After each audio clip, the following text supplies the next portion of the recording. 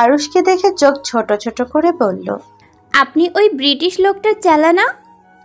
আরুষ ভ্যাবাচাকা খেয়ে গেল, কিন্তু পরক্ষণেই নিজেকে সামলে নিয়ে নিল। যেমন স্বামী তার তো তেমনই বউ হবে, এটা মোটেই বিস্ময়কর কিছু নয়। তাছাড়া পৃথা ভুল কিছু তো আর বলেনি। তুর্য তো সত্যিই ব্রিটিশদের অন্তর্ভুক্ত, রন্ধ্রে রন্ধ্রে তার ব্রিটিশগিরি।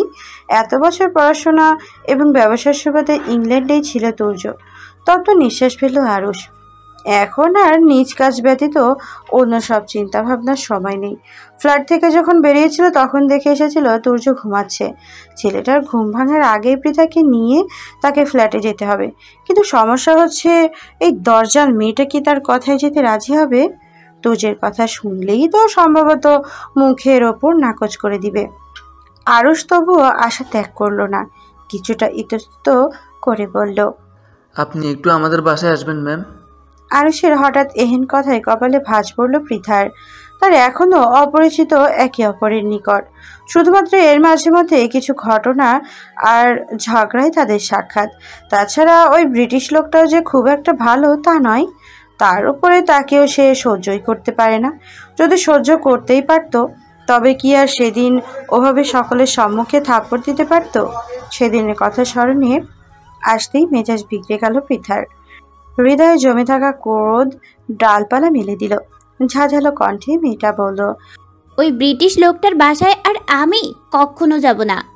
আরুষ যেন আগে থেকেই জানতো পৃথা এমন কিছুই বলবে। সে নিজের গলার স্বর একটু নরম করলো, অনুরোধের স্বরে বলল, প্লিজ চলুন না ম্যাম।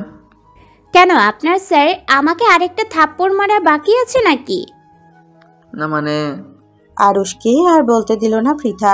তার কথার মাঝেই বলল, পাগলা কুকুরে কামড় দিয়েছে আমাকে যে আমি নিজে যেচে ওই ব্রিটিশ লোকটার গুহায় প্রবেশ করব। আমার কলেজ আছে, যাচ্ছি আমি। কথাটা বলেই পৃথা সম্মুখপানে পা বাড়ালো। আরুষ তাছাড়া শুধু করলো, একটা বার যদি পৃথা এখান থেকে চলে যায়, তারও নির্ঘাত উপরে চলে যাওয়ার টিকিটটা নিশ্চিত হয়ে যাবে। আরও হন্তদন্ত হয়ে পিছু নিল পৃথার। আর কোনো উপায় না পেয়ে চট করে বলল, আসলে আমার স্যার খুব অসুস্থ, তো তাই আপনাকে একটু আসতে বলেছিলাম আমাদের বাসায়, এছাড়া আর কিছু নয়। তোর যে অসুস্থতার খবর শুনে পৃথা থমকে দাঁড়ালো। যতই শত্রুতা হোক, একটা লোক অসুস্থ, এই কথা শুনে নিশ্চয়ই চলে যাওয়া কোনো বিবেকবান মানুষের কর্ম নয়। পৃথাকে দাঁড়াতে দেখে একটু সাহস পেল আরুষ। জিহ্বা দিয়ে ওষ্ঠ ভিজিয়ে কিছুটা করুণ কণ্ঠে বলল, আসলে আমরা এই রাজশাহী শহরে নতুন, কাউকেই চিনি না তেমন, কোনো আত্মীয় স্বজনও নেই আমাদের এখানে। যতই ঝগড়া বিবাদ যাই হোক না কেন, আমাদের অল্প স্বল্প চিনলেও এখানে আপনাকেই চিনি শুধুমাত্র। তাই আর কি বলছিলাম, আপনি যদি একটু আমার সাথে আসতেন ভালো হতো। স্যার হঠাৎ অসুস্থ হয়ে পড়েছেন, বাসায় শুধুমাত্র আমি আর সেই ছিলাম। একা পুরুষ মানুষ কি থেকে কি করব বুঝতে পারছি না, তাই তো। কথা বলে একটু থামলো ছেলেটা, মলিন কণ্ঠে বলল, যাক, আপনি যদি না আসতে চান তাহলে তো আর কিছু করার নেই। এমনিও স্যার আপনার সাথে খুব একটা ভালো ব্যবহার করেনি, দেখি আর কাউকে পাই কিনা। আপনাকে বিরক্ত করার জন্য দুঃখিত। পৃথার খারাপ লাগলো আরুষের কথা শুনে। সে পূর্ণ দৃষ্টিতে তাকালো ছেলেটার প্রাণে। তার পা থেকে মাথা পর্যন্ত অবলোকন করে মনে হলো ছেলেটা সত্যিই বলছে। হয়তো তার স্যার অসুস্থ, পোশাক আশাক চোখ মুখেও বেশ চিন্তিত মনে হচ্ছে আরুষকে। তবে ওই ব্রিটিশ লোকটা একটু বেশি অসুস্থ। পৃথা আর না করতে পারলো না। যতই হোক লোকটা অসুস্থ। তুর্য হয়তো খারাপ লোক, ব্রিটিশ, কিন্তু সে তো তা নয়। একজন মানুষ অসুস্থ আর সাহায্য করার মতো কেউ নেই, শুনেও হাত পা গুটিয়ে কিভাবে বসে থাকবে সে। পৃথা রাজি হলো আরুষের সাথে যেতে। ঝামেলাহীনভাবেই বলল, চলুন দেখি কি হয়েছে আপনার স্যারের। আরুষ খুশি হলো ভীষণ। যাক, অবশেষে বুদ্ধি কাজে লেগেছে। পৃথা রাজি হয়েছে। এর সামনে যাত্রার তার জীবনটা বেঁচে গেল। আরুষ উৎফুল্ল হয়ে পৃথাকে সাথে নিয়ে ফ্ল্যাটে ঢুকলো। এদিকে ওদিকে দৃষ্টি ঘুরিয়ে চোখে পড়ল তুর্যের কক্ষে দরজা খোলা। আরুষ ভাবলো স্যারকে একটা সারপ্রাইজ দেওয়া যাক। নিশ্চয়ই হঠাৎ করে বউকে দেখে চমকে যাবে সে, এবং তার উপর খুশিও হবে। তাই আরুষ আর ইতিউতি না করে পৃথাকে নিয়ে সোজা তুর্যের কক্ষে এলো। কিন্তু এ কি, তুর্য কোথায়? বিছানা তো খালি। পৃথা আর আরুষ দুজনেই আশেপাশে খুঁজতে শুরু করলো। তুর্যকে। ওয়াশরুম থেকে মৃদু পানির শব্দ কর্ণে আঘাত হানলো তাদের। দুজনে নিশ্চিত হলো তুর্য ওয়াশরুমে এই পর্যন্ত সব ঠিকঠাকই ছিল, কিন্তু বিপত্তি বাঁধলো এরপরে। ওয়াশরুমে বসে বেশ উচ্চস্বরে গান ধরল তুর্য। নিজের বেসুরা কণ্ঠে গাইতে শুরু করলো। জীবনে শান্তি নাই রে, মনে শান্তি নাই রে, শান্তির বাপ তার মায়েরে নিয়ে বিলেত পালাইছে। আরে আমার ঘরে রাখি গেছে ঘষিলি বেগম, সাথে রাখিছে মির্জাফর, শ্বশুরবাড়িতে রাজাকার, শান্তির বাপ আমারে ধ্বংস করিছে। ও হেই হেই, শান্তির বাপ আমারে ধ্বংস করিছে। তুর্যের এমন কণ্ঠে উদ্ভট মূল্যহীন বেসুরো গান শুনে মাথাটা ঘুরে উঠল পৃথার। মেয়েটার খুব করে মনে পড়লো তার প্রিয় কার্টুন ডোরেমনের কথা। হাস কেন যেন মনে হচ্ছে ডোরেমনের জিয়ান টিভি ছেড়ে তার ফাটা বাঁশের মতো কণ্ঠ নিয়ে তুর্যের উপরে ভর করেছে। আর সে ঠিক ওই ডোরেমন কার্টুনে জিয়ানের গান শোনার পর সবাই যেমন জ্ঞান হারাতো, তেমনই জ্ঞান হারাবে ভাব। তবে শেষ পর্যন্ত পৃথার জ্ঞানটা রক্ষা পেল। তুর্য তার বিখ্যাত গান থামালো, সাথে সাথে স্বস্তির নিঃশ্বাস বেরিয়ে এলো মেয়েটার বক্ষভাগ থেকে। বাহ, কি ঘূর্ণিঝড় নামক গানই না শেষ করেছে। তবে এত কিছুর মধ্যে মেয়েটা একটা জিনিস বেশ ভালো করে বুঝেছে, তুর্য কোনো অসুস্থ টসুস্থ নয়। এই বড় ব্রিটিশের চেলা ছোট ব্রিটিশ আরুষকে মিথ্যা বলে এখানে নিয়ে এসেছে। যেমন জিয়ানের চাপে পড়ে নবিতা মিথ্যা বলে শিজুকাকে শুনিয়ে ডোরেমন এবং অন্যদের নিয়ে আসতো তার গান শোনাতে, তেমনই এই চালাটাও তাই করেছে। পৃথা কটমট করে তাকালো আরুষের পানে। আরুষ ঠকিল, মিনমিনিয়ে বলল, আমি তো অসুস্থ দেখেই গিয়েছিলাম, হঠাৎ সুস্থ হলে কিভাবে বুঝতে পারছি না। দুজনের কথোপকথনের মধ্যে ওয়াশরুম থেকে তুর্যের ফাটা কণ্ঠে আবারও নতুন গান ভেসে এলো। এবার সে আগের থেকেও জোরে গাইতে শুরু করলো। আমি জোয়ান একটা হাঁসের বাচ্চা, মুরগির বাচ্চার সাথে আমায় বাবাই দিছে বিয়া। আমি জোয়ান একটা হাঁসের বাচ্চা, মুরগির বাচ্চার সাথে আমায় বাবাই দিছে বিয়া। গানটা গাইতে গাইতেই ওয়াশরুম থেকে বেরিয়ে এলো তুর্য। আশেপাশে তার কোনো খেয়াল নেই। কোমর অবধি শুভ্ররাঙা একখানা তোয়াল দ্বারা আবৃত করে নিজ কণ্ঠের গানের তালে তালে সে কোমর দুলিয়ে যাচ্ছে। নগ্ন বক্ষে মুক্ত দানার মতো পানিতে বিন্দু বিন্দু পানি নিয়ে বিছানার নিকটে এগিয়ে দাঁড়ালো সে। শার্ট প্যান্ট সব বিছানার ওপরে রাখা। তুর্য গান গাইতে গাইতে বিছানার ওপর থেকে একখানা শার্ট হাতে নিয়ে পাশ ফিরে তাকাতেই চমকে উঠল। তার মুরগির বাচ্চার মতো বউটা তার পানি তাকিয়ে আছে গোল গোল চোখে। তুর্য ভ্রু কুচকালো, অশ্রু বাকিয়ে বলল, কি গো মুরগির বাচ্চা, আগে তো রাতের আধারে স্বপ্নে এসে আমার ইজ্জত লুট করতে, এখন দেখছি দিন দুপুরেও আমার ইজ্জত লুটের উদ্দেশ্যে চলে এসেছো। আরও শুনলো তুর্যের কথা। বেচারা বেশ বুঝলো তার স্যার পৃথাকে কল্পনা হিসেবে নিচ্ছে। তাকে এখনই তুর্যের ভুলটা ভাঙাতে হবে, নয়তো পরে তার উপরেই আবার চোটপাট চালাবে। রুক্ষ কণ্ঠে বলবে, বেটা মির্জাফরের বংশধর, তুই আগে কেন বললি না ওটা কল্পনা নয় সত্যি? এখন তোর ম্যাম যে আমার সব দেখে নিয়েছে, এর দায়ভার কে নিবে? আরও সে একটু এগিয়ে গেল তুর্যের পানি, গলার স্বর একটু বাড়িয়ে বলল, স্যার, ম্যাম আপনার কল্পনাতে আসেনি, সত্যিই এসেছে। আরুষের মাথার ধ্যান ভাঙল তুর্যের। ধরফরিয়ে উঠল সে। এর মানে পৃথা তার কল্পনা নয়, সত্যি মেয়েটা এখানে এসেছে। আর এই অবস্থা তার সামনেও দাঁড়িয়ে আছে। সাথে সাথে চেঁচিয়ে উঠল তুর্য। চটজটলে বলল, আমার মুরগির বাচ্চা এখানে কেন? পরক্ষণেই আবার ছেলেটা দুই হাতে নিজের কোমরে জড়ানো তোয়ালেটা আঁকড়ে ধরল, হড়বড় করে বলল, ভাগ্যিস কোমরের তোয়ালেটা ছিল, নয়তো আমার মান ইজ্জত এতক্ষণে লজ্জায় গলায় দড়ি দিয়ে আত্মহত্যা করত। পৃথা হতবাক হলো। কি সব বলছে এই পুরুষ? মাথাটা তা কি সব গেছে নাকি? পৃথা অবাক কণ্ঠেই বলল, মান ইজ্জত গলায় দড়ি দিতে পারে? তুর্য কপাল টান করে তাকালো পৃথার পানে, অতঃপর বলল, কেন ওদের তোমার নির্লজ্জ মনে হয়? তুর্য কপাল টান করে তাকালো পৃথার পানে, অতঃপর বলল, কেন ওদের তোমার মানুষ মনে হয় না? পৃথা আহাম্মক বনে গেল। কি বলছে এই পুরুষ? মান ইজ্জত মানুষ তো দূরের কথা, ধরা ছোঁয়ার কোনো বস্তু নয়। ছোটবেলা থেকে যে মান ইজ্জত শুধুমাত্র এই মুখে মুখেই শুনে এসেছে, কখনো এদের চোখে দেখার সৌভাগ্য হয়নি। আর এই পুরুষ কিনা বলছে মান ইজ্জত মানুষ। পৃথা বোকা বোকা কণ্ঠে বলল, মান ইজ্জত মানুষ হলো কবে থেকে? তুর্য নির্বিকার ভাবলেশীন ভাবেই বলল, মানুষ এখনো হয়নি তো, হবে ভবিষ্যতে। ভাবছি বউয়ের সাথে পরিবার পরিকল্পনায় বসবো খুব শীঘ্রই। মুরগির বাচ্চা আর হাঁসের বাচ্চা মিলে গোটা 25 টিয়া পাখির বাচ্চার মতো ছাউপনার জন্ম দেব। তারপর সেই ছাউপনার মধ্যেই বেছে বেছে দুটোর নাম দেব, মান এবং ইজ্জত। পৃথা ভরকে গেল, ভরকানো কণ্ঠে বলল। মুরগির বাচ্চা আর হাঁসের বাচ্চা মিলে টিয়া পাখির বাচ্চা কিভাবে হবে? তুজো বিরক্ত হলো। জীবন তার মতো বিচক্ষণ একজন মানুষের কেউ বউ কিনা এত বোকা, তার এইটুকু কথার মানে বুঝতে পারছে না। নিশ্চয়ই রাজাকার শ্বশুর আলবদর আলশামস সালাদের মধ্যে থেকে বউটার মস্তিষ্ক এভাবে ফুলে উঠেছে। তুজের এখন ভীষণ খারাপ লাগছে। কেন সেদিন বাচ্চা বউটাকে বিয়ের আসরে ফেলে ইংল্যান্ডে পাড়ি জমিয়েছিল? সেদিন যদি সে বিদেশে না গিয়ে বউকে আপন করে নিত, বাচ্চা বউটাকে নিজের কাছে রেখে কোলে পিঠে করে মানুষ করত, তাহলে নিশ্চয় বউটা এতটা মোটা মাথার হতো না। তুজো বিরক্তি ভরা কণ্ঠেই বলল। আমি বললেই কি ওরা হাঁস মুরগি আর টিয়া পাখির বাচ্চা হবে নাকি? ওগুলো তো আমি ওদের ভালোবেসে বলি, বাস্তবে তো এরা সবাই মানুষের বাচ্চা। পৃথার মাথা ঘুরে উঠল। এই পুরুষ এসব কি উদ্ভট কথা বলছে? প্রথমে বলল মান ইজ্জত মানুষ, তারপরে কি সব মুরগির বাচ্চা, হাঁসের বাচ্চা, তাদের আবার টিয়ার বাচ্চা, সবটাই মাথার ওপর দিয়ে গেল মেয়েটার। এই মুহূর্তে পৃথার নিজেকে কেমন মানসিক রোগী মনে হচ্ছে। আচ্ছা, সে নিজে মানসিক রোগী নাকি এই পুরুষ মানসিক রোগী? পাবনা থেকে পালিয়ে এসে উঠেছে রাজশাহীতে।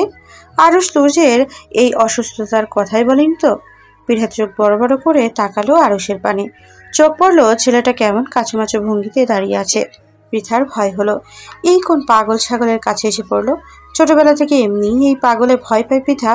ছোটবেলায় একবার রাস্তায় তাকে একা পেয়ে এক পাগল ধাওয়া করেছিল, সেই থেকে পাগলের ভয়। এখনো তো পৃথা একাই, আর আরুষ তো এই পাগলের লোক। যদি কোনোভাবে তাকে ধরে মারে, সেই দিনই তো সকলের সম্মুখে থাপ্পড় মারল। কি জোরে থাপ্পড়টা ছিল!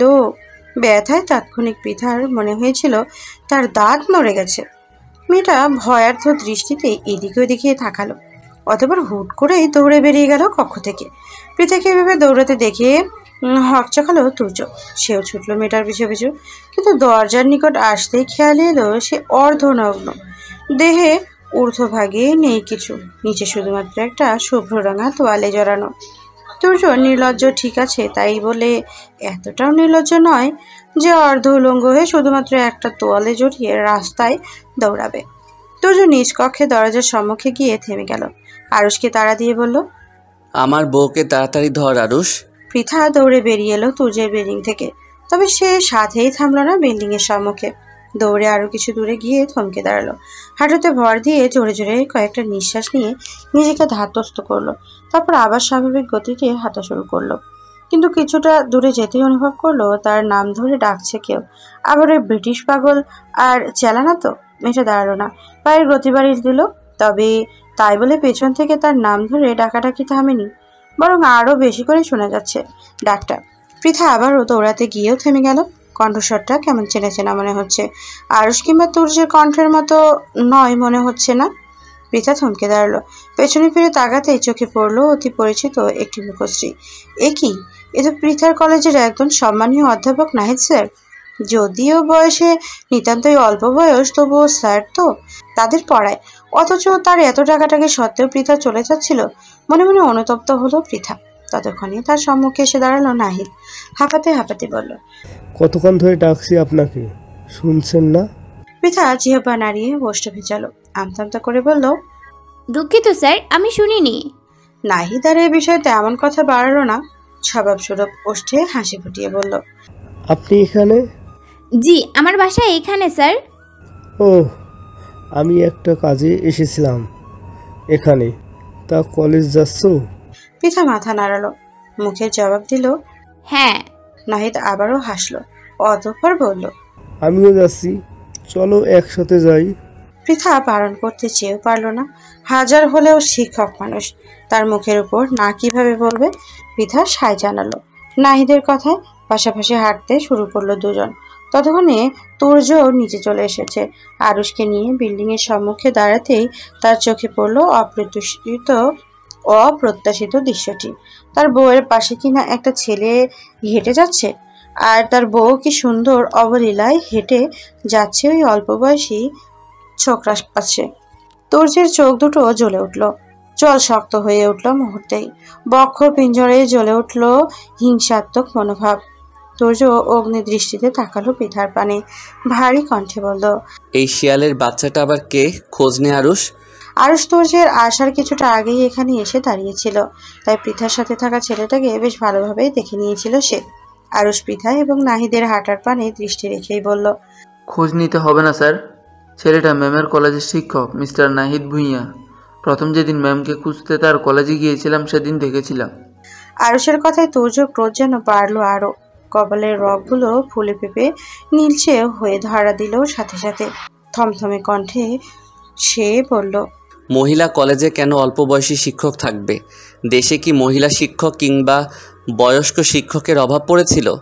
আরুষ তাকালো তুর্যের ক্রোধান্বিত মুখপানে, আমতাবতা করে বলল, আমি আগে বলেছিলাম স্যার, শিক্ষক পিতার সমতুল্য।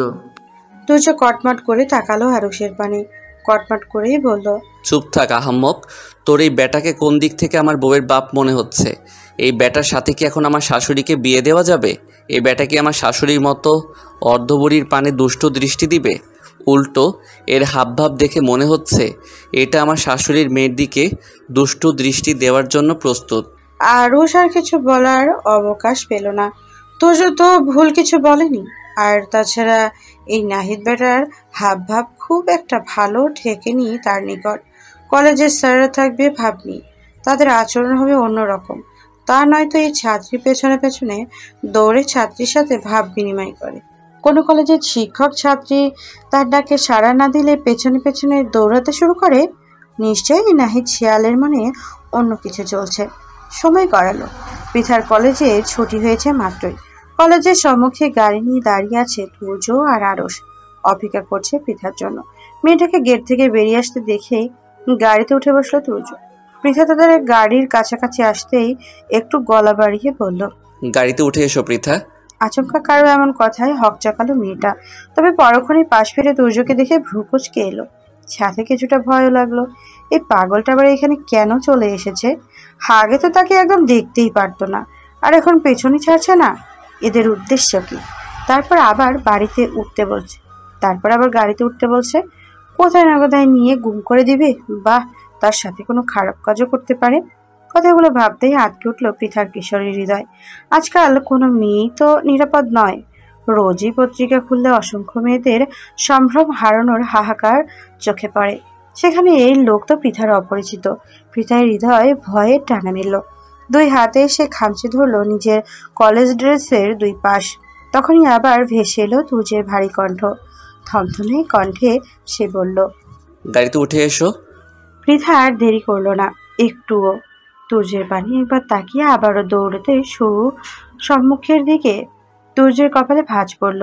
এমনি সকালে অন্য পুরুষের সাথে দেখে মেজাজটা চটেছিল, এখন আবার এই মেয়ে তাকে উপেক্ষা করলো। সকালেও তাকে উপেক্ষা করে দৌড়ে চলে গেল, আবার এখনো। অথচ সকালে পরপুরুষের সাথে কি সুন্দর হেসে খেলে হেঁটে গেল। শরীরের রক্ত যেন টকবকিয়ে ফুটে উঠল।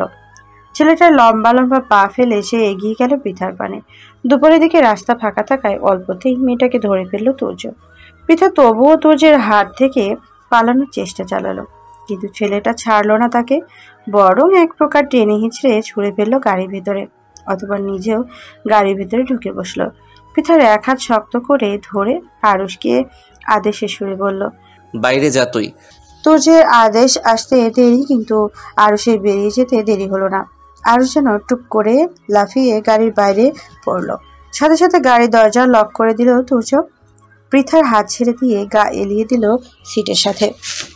পৃথার ভয় আরো বাড়ল। আগে তো তার একজন সুস্থ মানুষ আরুষ তাদের সাথে ছিল, আর এখন সে একা একটা অর্ধ পাগল ব্রিটিশ পুরুষের সাথে গাড়ির ভিতরে। এই লোক যদি তাকে কিছু করেও ফেলে, সে অবলা একজন মেয়ে মানুষ হয়ে কিছুই করতে পারবে না। যদি মেরে টেরে ফেলে দেয়, ভয়ে গা শুকিয়ে এলো পৃথার। না, এই পরিস্থিতিতে কোনোভাবেই তাকে দমে গেলে চলবে না। যে করেই হোক নিজেকে নিরাপদ রাখতে হবে, সেখান থেকে বেরোতে হবে অতি দ্রুত। পৃথা দুই হাত উঠিয়ে গাড়ির জানালায় আঘাত করতে শুরু করলো, চেঁচিয়ে বলল, কেউ আছেন? দয়া করে সাহায্য করুন আমাকে, এই খারাপ লোকটা আমাকে তুলে নিয়েছে। তুর্য নিজের চোখ বন্ধ করে নিল, তাচ্ছিল্যের স্বরে বলল, তুমি ভয় পেলে চিৎকার করলে, অথচ তুমি জানলেই না পৃথিবীতে এই মুহূর্তে সব থেকে আমার নিকটই নিরাপদ বেশি। স্বামী আমি তোমার। পৃথা নিজের চিৎকার চেঁচামেচির তুর্যের বলা নিচু কণ্ঠস্বর একটা শব্দ তাদের কর্ণে পৌঁছালো না। ছেলেটা শেষে এক পলক তাকালো ব্যস্ত পৃথার পানে, অতঃপর চোখ বন্ধ করে পড়ে রইল আগের মতোই। পৃথা এতক্ষণ চিৎকার চেঁচামেচি করলো, তারপর ক্লান্ত হয়ে নিশ্চুপ হয়ে গেল। তুর্য চোখ মেলে তাকালো পৃথার পানে, ওষ্ঠ বাঁকিয়ে বলল, দম শেষ? পৃথা কটমট করে তাকালো তুর্যের পানে, ঝাঝালো কণ্ঠে বলল, আপনি আমাকে এখানে তুলে কেন এনেছেন বদলোক একটা? তুর্য নড়ে চড়ে উঠল, সোজা হয়ে বসে গাড়ির পেছনের দিকে থেকে এক বোতল পানি বের করে আনলো। পৃথার পানে পানি বাড়িয়ে বলল, পানিটা খেয়ে নাও। ইস, হাঁপিয়ে গেছো একদম। পৃথা পানিটা হাতে নিল না, বরং তেতে ওঠা কণ্ঠে বলল, খাবো আমি আমি আপনার পানি। নামিয়ে দিন আপনি আমাকে। তুর্যের মেজাজটা সেই সকাল থেকেই চটে আছে। তার বউ যার জন্য দীর্ঘ সময় অপেক্ষা করেছে, খুঁজতে খুঁজতে ছুটে এসেছে সেই সুদূর ঢাকা থেকে রাজশাহীতে, তবুও বউকে নিজের করে পায়নি। আর সেই বউ কিনা তার চোখের সম্মুখে তাকে উপেক্ষা করে অন্য পুরুষের পাশ ঘেঁষে রাস্তায় হাঁটে। তার যত অভিনয় তার সম্মুখে, তুর্য তবুও নিজের যথাসম্ভব নিয়ন্ত্রণ রাখার চেষ্টা করে চালাচ্ছে। সে কখনোই চায় না তার এই বাচ্চা বউটার ওপরে তার ক্রোধের কোনো লেশ মাত্র পড়ুক। তুর্য জোরে জোরে কয়েকটা নিঃশ্বাস নিয়ে নিজের স্বাভাবিক করার চেষ্টা করলো, কিছুটা স্বাভাবিক কণ্ঠেই বলল, মুরগির বাচ্চার মতো থাকো। এভাবে বাচ্চাওয়ালা মুরগির মতো ফোঁস ফোঁস না করে পানিটা গলায় ঢালো। চিৎকার চেঁচামেচি করতে করতে ঘেমে গেছো।